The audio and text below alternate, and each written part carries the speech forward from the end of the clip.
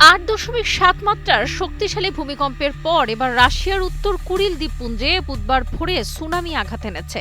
ফলে উপকূলীয় সেভেরো কুরিলস্ক শহর থেকে বাসিন্দাদের সরিয়ে নেওয়া হয়েছে বলে নিশ্চিত করেছেন আঞ্চলিক কর্মকর্তারা। আরটির খবর এ তথ্য নিশ্চিত করেছে। সাখালিন অঞ্চলের গভর্নর ভ্যালেরি লিমারেঙ্কো জানান, কামচাটস্কি উপদ্বীপের কাছে ভূমিকম্পের কিছুক্ষণ পরেই প্রথম ঢেউটি সেভেরো কুরিলস্ক উপকূলে পৌঁছায়। শহরটিতে প্রায় 2500 জন বাসিন্দাকে উপকূল থেকে নিরাপদ উঁচু স্থানে সরিয়ে নেওয়ার নির্দেশ দেওয়া হয়।